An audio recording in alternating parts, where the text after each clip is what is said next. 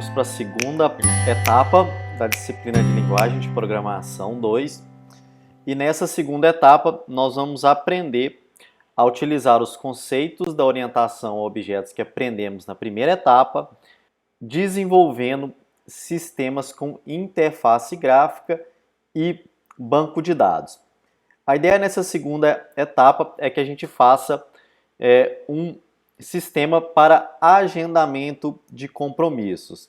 Então nós vamos desde o básico a construir a estrutura do nosso projeto, a construir as nossas interfaces gráficas, quanto realizar as interações entre elas e o banco de dados.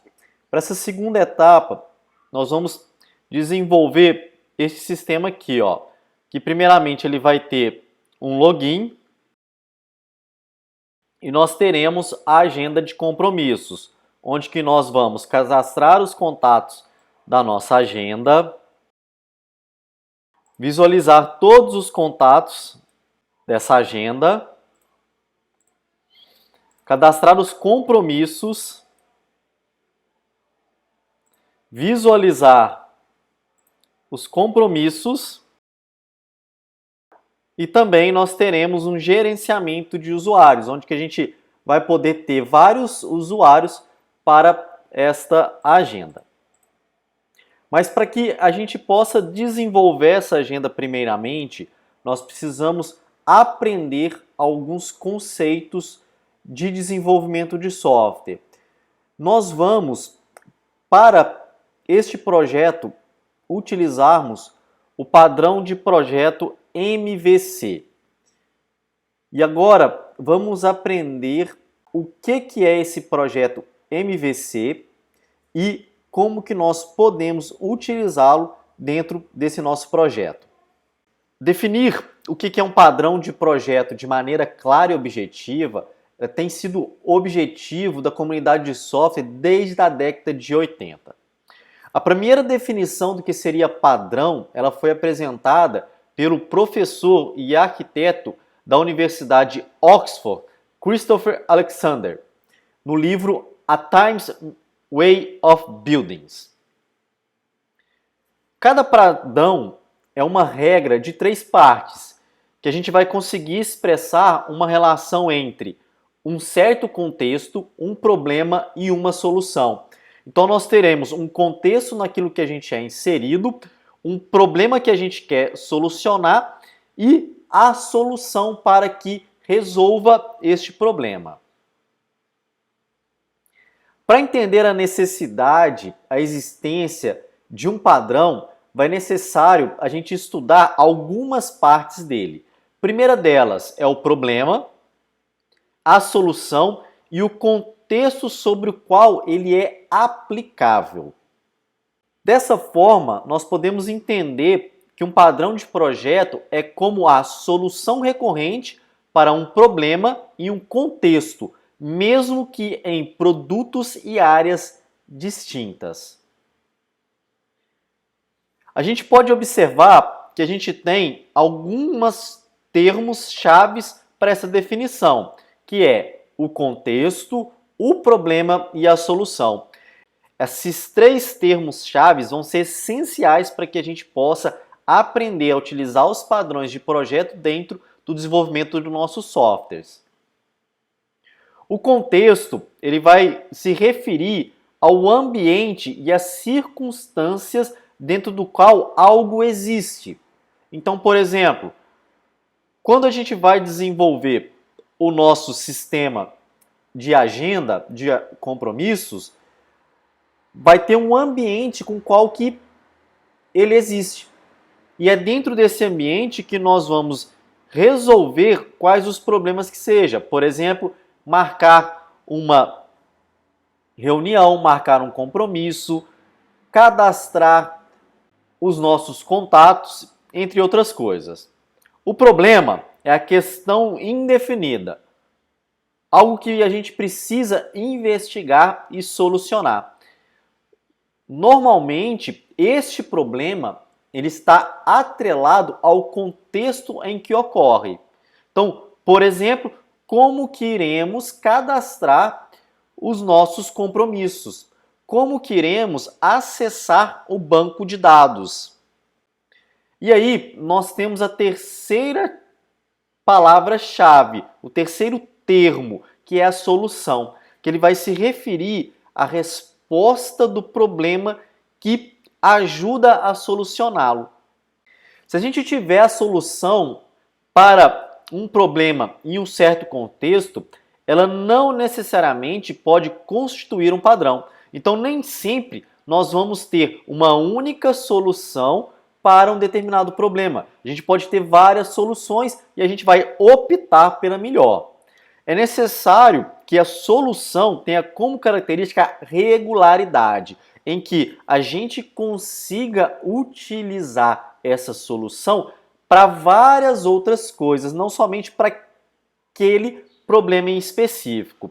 Essa solução ela vai constituir em um padrão que a gente pode utilizar várias vezes em vários outros softwares, por exemplo. Segundo Christopher Alexander, cada padrão ele vai descrever um problema no nosso ambiente e o núcleo da sua solução, de tal forma que você possa usar essa solução mais de 1 milhão de vezes, sem nunca fazê-lo da mesma maneira. Os padrões de projeto eles possuem algumas características. Nós vamos ver 4 características de padrões de projeto. A primeira delas é que todo padrão de projeto ele deve possuir um nome que vai descrever o problema, a solução e as consequências deste padrão de projeto. Esse nome ele vai permitir definir o vocabulário a ser utilizados pelos projetistas e desenvolvedores em um nível mais alto de abstração. Um padrão de projeto ele também deve relatar de maneira clara a quais problemas ele deve ser aplicado. Ou seja, quais são os problemas que quando eu utilizar esse padrão de projeto, ele vai conseguir resolver naquele contexto onde que eu estou aplicando ele. E alguns deles podem até exigir pré-condições, coisas já determinadas, já criadas dentro dos nossos softwares. A terceira característica, ela diz que a solução descreve os elementos que compõem o projeto, os seus relacionamentos, responsabilidades e colaborações. Um padrão, ele deve ser uma solução concreta, onde que a gente consiga de fato resolver algo. Ele deve ser exprimido em forma de gabarito ou um algoritmo, que, no entanto, ele pode ser aplicado em diversas maneiras. E por fim, todo padrão ele deve relatar quais são as suas consequências para que possa ser analisada a solução alternativa de projetos.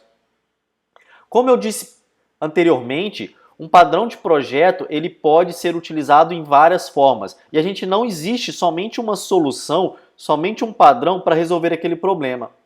E aí cada padrão ele vai ter consequências, ou seja, ele vai realizar algo. E aí tudo isso deve ser analisado para que você possa utilizá-lo dentro do seu software. E para que você possa compreender quais são as vantagens que a gente vai ter ao utilizar este padrão de projeto dentro das nossas aplicações. Nem sempre os padrões de projetos eles vão ajudar você no seu desenvolvimento, na sua aplicação. Os padrões eles são como um mapa e não como uma estratégia. Geralmente você vai encontrar vários catálogos que vão expressar e descrever todos os padrões que podem existir. E geralmente esses catálogos eles vão apresentar para você algum código de fonte como uma estratégia de exemplo. Mas eles não devem ser considerados como definitivos. Você pode até adaptar esses padrões, esses códigos dentro da sua aplicação. Os padrões eles vão ajudar você a o que e como deve ser feito, mas não o porquê ou quando deve ser feito. E como que eu devo selecionar um padrão de projeto para minha aplicação? A primeira coisa que você deve considerar é como o padrão de projeto ele vai solucionar os problemas de projeto. Depois disso, você deve examinar qual que é a intenção desse padrão de projeto. O que ele faz de fato? Quais são os seus princípios e que problema particular dentro do seu projeto ele vai conseguir resolver.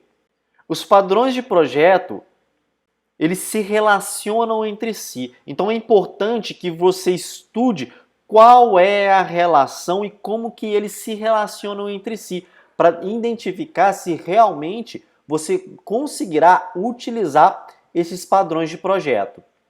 Você também deve estudar as semelhanças existentes entre padrões. Você vai identificar que existem vários padrões que são semelhantes entre si. E aí você pode utilizar um ou outro, ou você pode utilizar estes dois padrões de projeto. Você deve examinar também uma causa de reformulação do seu projeto. Alguns padrões de projeto, para que você possa utilizá-los, você vai precisar reformular o seu projeto, a sua aplicação. Então é importante que você examine essa reformulação e se você conseguirá e se é adequado você fazer essa reformulação. E por fim, é importante que você considere o que deveria ser variável dentro do seu projeto, ou seja, ao invés de você considerar o que pode forçar uma mudança em um projeto, você considerar o que você quer ser capaz de mudar sem reprojetar o seu projeto. Então, para que você possa utilizar um padrão de projeto, não necessariamente você tem que reprojetar todo ele. Então, você pode utilizar um padrão de projeto que você pode adaptar este padrão de projeto para a sua aplicação e não adaptar a sua aplicação para este padrão de projeto. E como que você deve utilizar um padrão de projeto? A primeira coisa é que você precisa entender o que este padrão de projeto faz. Então leia ele por completo, para que você possa ter uma visão global, conhecendo principalmente a aplicabilidade e as consequências da utilização deste padrão de projeto dentro do seu aplicativo, dentro da sua aplicação. E isso é muito importante para que realmente este padrão de projeto ele ajude a você a solucionar o problema com que você deseja resolver. É importante você estudar também a estrutura, participantes e colaborações dentro desse projeto. É importante que você assegure de que você entendeu as classes e os objetos no padrão e como eles vão se relacionar entre si, para que você possa utilizá-las dentro da sua aplicação. É importante você escolher nomes para participantes do padrão que tenham sentidos no contexto da sua aplicação. Então, não é que o padrão de projeto ele tem um nome bonito ou que ele tem uma descrição bonita que você deve usá-lo. Então, você deve realmente, de fato, entender aquele padrão e saber se realmente ele vai te ajudar no desenvolvimento da sua aplicação. É importante também você definir as classes, declarar as interfaces, estabelecer os relacionamentos de herança entre as classes, definir as variáveis de instâncias que vão representar os seus dados, as referências dos objetos. É importante que você identifique também as classes que existem dentro da sua aplicação, que serão afetadas por este padrão que você utilizará. É importante também você definir nomes específicos da aplicação para as operações no padrão de projeto. Os nomes em geral, eles vão depender de cada aplicação, Mas é importante que você use as responsabilidades e colaborações associadas com cada operação como guia. Por exemplo, se você vai trabalhar com banco de dados, é importante que você define classes com responsabilidades que vão acessar o banco de dados. Então, você não vai colocar uma responsabilidade na sua interface gráfica para acessar o banco de dados, porque a responsabilidade da interface, ela é mostrar os componentes gráficos e interagir com o seu usuário. O acesso ao banco de dados a gente deixa para classes específicas.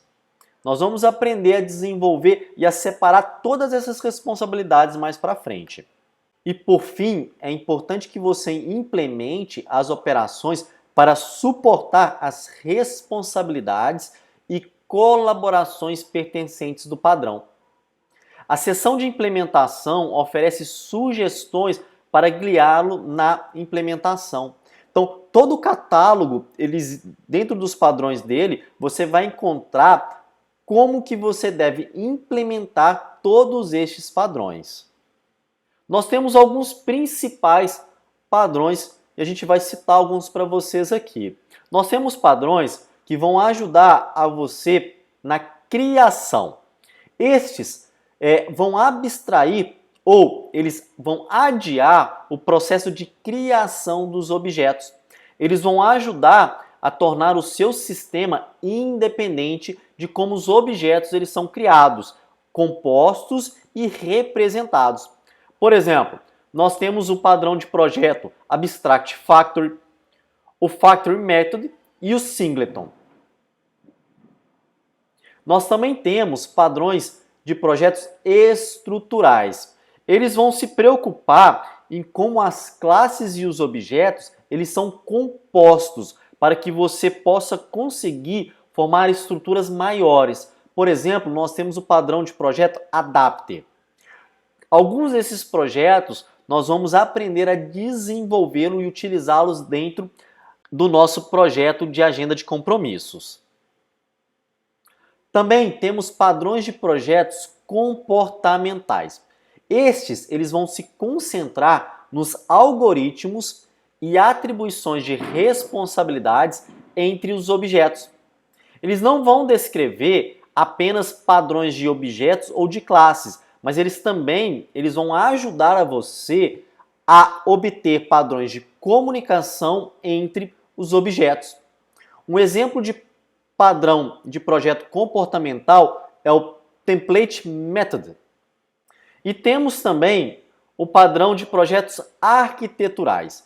Esses eles vão te ajudar a organizar a estrutura fundamental do seu sistema. Eles vão te ajudar a estruturar a sua aplicação. Temos vários tipos de padrões de projeto. Nós temos o MVC, que é o Model View Controller. Nós temos o Pipeline, nós temos o N-Tier e nós temos arquiteturas em camadas. E em específico para esse projeto que iremos desenvolver, nós iremos trabalhar com o padrão de projeto MVC. E para que a gente possa trabalhar com ele, é necessário a gente compreender e entender como que esse projeto é e quais são as suas características. O MVC, ele é um padrão de projeto criado para que a gente consiga separar o modelo do domínio, a apresentação e as ações do usuário. E a gente separa ele em 3 classes: modelo, visão e controlador. O padrão de projeto MVC, ele vai permitir que a gente separe de forma clara os interesses acerca do desenvolvimento da camada da apresentação dos dados. Então a gente vai conseguir separar de fato a nossa interface e os dados dela. E isso vai permitir, dentre outras coisas, que cada uma delas seja trabalhada em paralelo pelo profissional mais especializado. Então você não precisa, por exemplo, desenvolver só uma camada do seu sistema. Você consegue desenvolver as camadas em conjunto, em paralelo. Além disso, você vai conseguir o melhor reaproveitamento do seu código. e você vai conseguir, de forma mais fácil, realizar tanto a manutenção do seu código quanto os testes do seu código. Isso vai permitir que um dado tenha diversas formas de exibição, conforme o ambiente, conforme o contexto solicitado pelo usuário. Vamos ver cada uma dessas camadas e entender cada uma delas. A primeira camada se refere-se ao modelo, ou model. O modelo ele vai representar os dados a serem persistidos e suas regras de negócio, como, por exemplo, um usuário ou um cliente, ou um compromisso. Ele vai poder, por exemplo, ser recuperado do banco de dados para ser exibido ao usuário. Pode ser alterado, pode ser criado um novo modelo. Aqui nós temos um exemplo de um modelo, o modelo usuário, onde que nós vamos ter os atributos desse modelo e nós vamos ter os métodos get e set. Nós vamos aprender a desenvolver isso todos quando a gente começar a desenvolver o nosso sistema. Nós também temos a camada de visão, ou view. A view ela vai ser responsável pela apresentação dos dados, ou seja, a nossa interface gráfica, permitindo que o usuário interaja de forma controlada com o modelo ou executando ações dentro do nosso sistema, como, por exemplo, remover um usuário, pesquisar um usuário, listar produtos, cadastrar um compromisso, entre outras coisas. Um modelo ele vai ser exibido ao usuário na forma de diversas views, por exemplo. Pode ser através de uma listagem, de uma edição ou de uma exibição. Mas uma view, ela não precisa estar vinculada a um modelo. Por exemplo, aqui nós temos um aplicativo onde que nós teríamos a listagem do modelo e as ações. As ações de verificar as minhas viagens, verificar as rotas, verificar as ciclovias. E a listagem do modelo, por exemplo, ele me retornar a temperatura do ambiente, se vai chover ou não, qual são as rotas para me fazer determinada viagem e entre outras coisas. Aqui nós temos outro exemplo de visão, onde que nós temos ali a listagem do modelo, que seria todos os estados.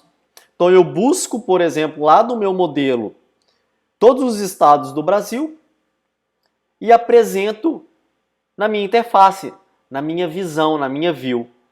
E dentro da minha view eu tenho as ações que eu posso realizar. Aqui nós temos as ações, por exemplo, de pesquisar, novo, salvar, alterar, excluir ou cancelar. Então, a visão ela pode interagir com o modelo. E por fim, nós temos a camada controller, ou seja, a camada controlador. Eles são responsáveis por receber as ações do usuário, que podem vir de uma ação direta, como por exemplo, acessar uma URL ou um link em uma view, clicar no botão salvar, clicar no botão pesquisar. E o controlador ele vai receber a ação do usuário, vai selecionar os modelos que o usuário deseja interagir e vai selecionar as views para exibição dessa informação. Então, por exemplo, se você está pesquisando pelos compromissos da sua agenda, ao clicar no botão, na ação pesquisar dentro da view, o controlador ele vai receber essa ação que você quer pesquisar todos os compromissos, ele vai selecionar o modelo em específico, o modelo compromisso, e ele vai selecionar a view para exibir essa informação. Controller, ele vai concentrar as ações necessárias para que você possa tratar o interesse do domínio. Aquilo que você quer realizar, uma ação que o usuário quer fazer dentro da sua view. Nós poderíamos citar como exemplo um controller de cidade, onde que nós teríamos cadastrar a cidade, deletar a cidade, pesquisar a cidade pelo F, pesquisar a cidade pelo código, alterar os dados da cidade, selecionar todas as cidades ou selecionar todas as cidades com a letra A. Então o controlador ele pegaria a ação que o usuário está realizando. Através dessa ação ele vai na camada Model e pegar todos os dados referentes àquele modelo, no caso específico aqui da cidade. Aqui nós temos um exemplo de um controlador da cidade, onde que nós teríamos ali todas as ações que o controlador vai controlar. E vamos verificar como que a gente poderia utilizar, como que funciona esse padrão de projeto dentro da nossa aplicação. Então, de maneira geral, como que vai funcionar isso? O usuário, ele vai acessar o View. Do View, ele pode, por exemplo, pesquisar alimentos.